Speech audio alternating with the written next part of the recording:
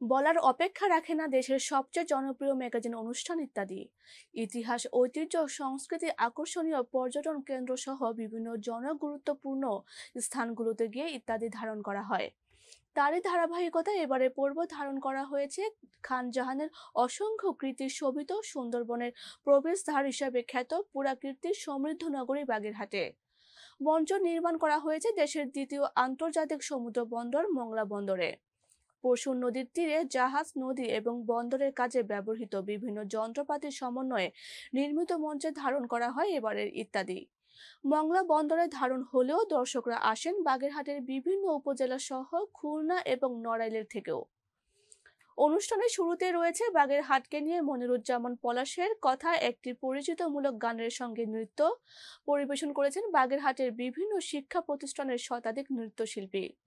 নাচটির choreography করেছেন সোহান, কণ্ঠ দিয়েছেন রাজীব, অয়ন চাকলাদার, তানজিনা রুমা ও এমিলি।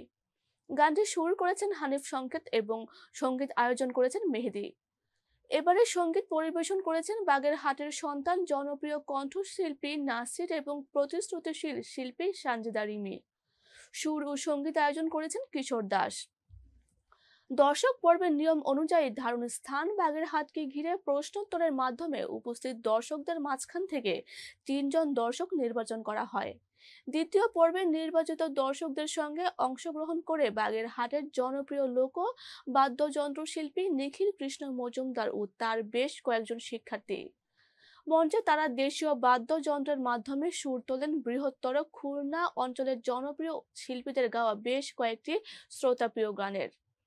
রয়েছে বাগেরহাটের উপর একটি তথ্যভিত্তিক প্রতিবেদন। সুন্দরবন, মংলা সমুদ্র বন্দর সহ বাগেরহাটের বিভিন্ন দর্শনীয় আকর্ষণীয় পর্যটন কেন্দ্র ও প্রত্নসম্পদ এবং হযরত খান জাহানের অসংখ্য কীর্তি শোভিত স্থান ও স্থাপনার উপর প্রতিবেদন। বিদেশি প্রতিবেদন পর্বে রয়েছে যুক্তরাষ্ট্রের অ্যারিজোনা রাজ্যের উত্তর দিকে অবস্থিত গ্র্যান্ড ক্যানিয়নের উপর একটি তথ্যবহুল প্রতিবেদন। প্রাকৃতিক যেসব বিস্ময় মানুষকে যুগে যুগে মুগ্ধ করেছে, গ্র্যান্ড ক্যানিয়ন তারই একটি। তারিখ ও সময় সংক্রান্ত একটি অবাক করা ব্যক্তিধর্মী মনস্তাত্ত্বিক জাদু প্রদর্শন করবেন জাদুকর ম্যাজিক রাজিক।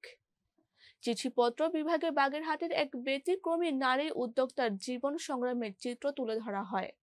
এছাড়া বাগেরহাটের মঞ্চে সমসাময়িক বিভিন্ন বিষয় ও প্রসঙ্গ নিয়ে সামাজিক অসঙ্গতি ও সমাজ সংস্কারের উপর রয়েছে বেশ কিছু তীব্র ও তির্যক নাট্যাংশ।